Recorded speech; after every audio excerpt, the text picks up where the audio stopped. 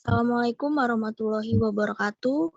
Kami dari kelompok 4 yang beranggotakan Sartika Ana Putri, Salsa Medina, Ade Chandra Wijaya, Yayu Febriani, Muhammad Hasan Yusuf, dan Noftalia, kami akan mempresentasikan laporan hasil penelitian dan hasil kegiatan.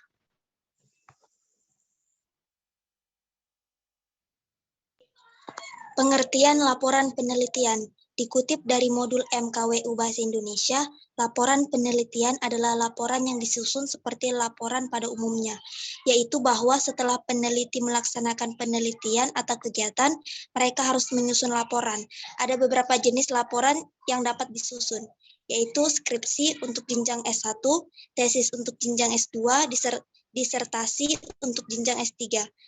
Selain berdasarkan penelitian, laporan juga disusun berdasarkan kegiatan yang telah dilakukan, misalnya latihan kerja, magang, seminar, dan lain-lain. Ciri-ciri laporan penelitian.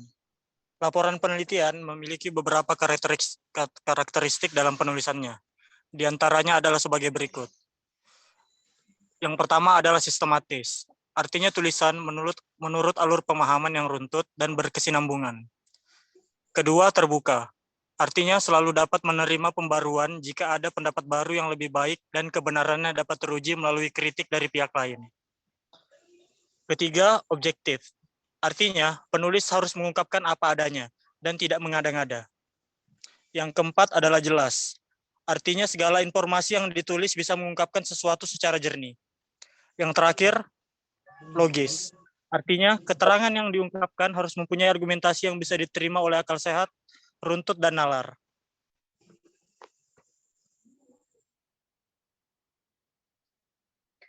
Jenis-jenis laporan penelitian. Laporan penelitian memiliki berbagai jenis sesuai dengan tujuan apa laporan tersebut dibuat. Meskipun terdiri dari berbagai jenis, laporan penelitian memiliki sifat tetap yakni ilmiah. Berikut ini adalah jenis-jenis dari laporan penelitian. Yang pertama adalah laporan penelitian tertulis untuk instansi atau lembaga tertentu. Yang kedua, laporan penelitian ditulis untuk tugas akademik atau universitas seperti tesis, dokumen, skripsi, atau disertasi. Yang ketiga, laporan penelitian untuk media populer seperti majalah dan koran. Dan yang keempat, laporan penelitian untuk jurnal ilmiah. Pengertian laporan hasil kegiatan. Laporan hasil kegiatan adalah kumpulan teks yang berisi pemberitahuan terlaksananya sebuah kegiatan. Kegiatan yang dimaksud dapat berupa usaha, pekerjaan, maupun aktivitas tertentu. Laporan hasil kegiatan harus ditulis menggunakan bahasa yang baku dengan menggunakan struktur dan kaidah tertentu, agar pembaca mampu memahaminya.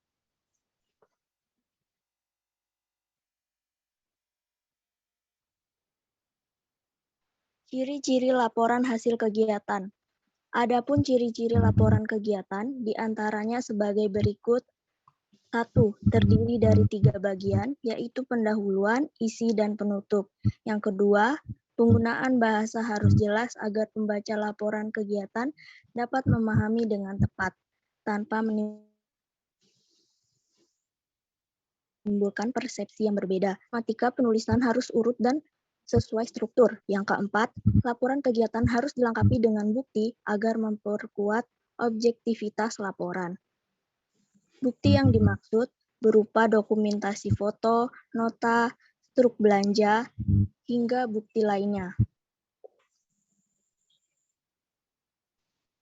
Struktur teks laporan. Sebelum menyusun teks laporan, kita harus mengetahui strukturnya agar laporan dihasilkan bersifat runtut dan mudah dipahami alur pembahasannya. Struktur teks laporan yang baik dan benar adalah sebagai berikut. 1. Abstrak. Abstrak merupakan bagian yang penting dalam pembuatan suatu laporan. Abstrak memiliki fungsi sosial, yaitu untuk menjelaskan keseluruhan isi penelitian secara ringkas. Abstrak berisi masalah yang diteliti, metodologi penelitian, temuan yang dihasilkan, serta pembahasannya, dan simpulan, implikasi, atau saran. Dengan adanya hal-hal yang telah disebutkan sebelumnya, abstrak dapat memberi gambaran tentang laporan yang dihasilkan kepada pembacanya, sehingga dengan adanya abstrak, pembaca menjadi lebih mudah memahami laporan yang dibaca. 2. Pendahuluan. Pendahuluan berfungsi untuk menyampaikan latar belakang dari penelitian yang telah dilaksanakan beserta dengan permasalahan sehingga metode yang digunakan untuk mencapai inti dari penelitian tersebut.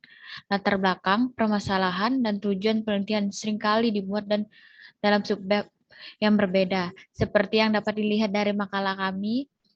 Selain itu, perlu diketahui bahwa metode atau teknik tidak digabung atau dibahas menjadi satu pada tahap pendahuluan, melainkan pada bab lain yang terpisah. Selain itu, perlu diketahui bahwa tujuan dari adanya pendahuluan adalah membuat pembaca mengerti dan memahami laporan yang sedang dibaca.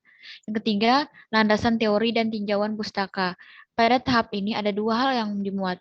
Yang pertama adalah landasan teori yang digunakan untuk menyampaikan ulasan teori yang digunakan untuk memecahkan masalah yang diteliti. Yang kedua adalah tinjauan pustaka yang berfungsi untuk menyatakan perbandingan antara penelitian yang dilaporkan dan penelitian sebelumnya. 4. Metodologi penelitian. Tahapan metodologi penelitian berisi tentang pendekatan, metode, dan teknik yang dilakukan dalam penelitian tersebut, lengkap dengan langkah-langkah yang dilakukan. Ada beberapa jenis metode yang dapat dilakukan dalam penelitian, di antaranya itu pendekatan sosiologis dan antropologis yang ditemukan oleh Malinowski dan Talcott-Parsons, dan metode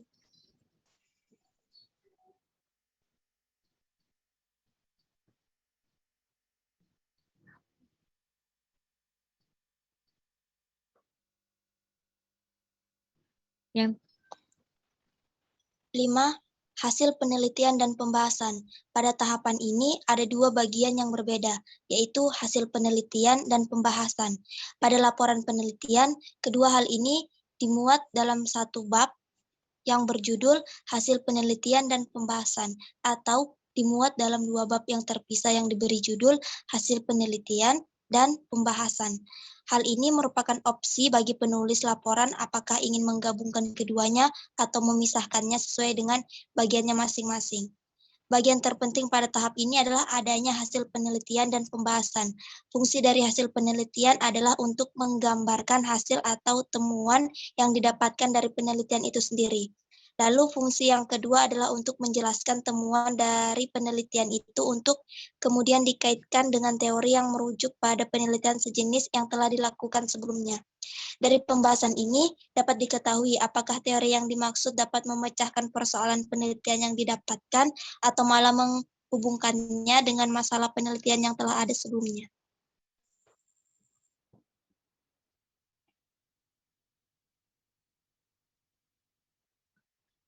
Enam, penutup. Penutup merupakan tahap akhir dari sebuah penelitian dan mengandung dua unsur, yaitu kesimpulan dan saran.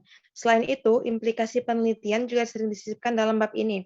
Untuk menyampaikan kesimpulan dan saran, bahasa atau jenis teks yang digunakan bersifat deskriptif atau berbentuk eksposisi.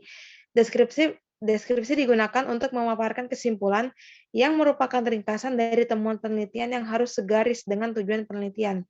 Lalu, berdasarkan kesimpulan yang dibuat, saran pun diajukan. Saran ini berisi masukan tentang tindakan yang harus dilakukan baik secara praktis maupun teoritis. Dan yang ketujuh, daftar pustaka dan lampiran. Daftar pustaka dan lampiran diletakkan di akhir laporan penelitian yang berisi tentang sumber yang digunakan selama melakukan penelitian seperti jurnal, buku, dan yang lain sebagainya.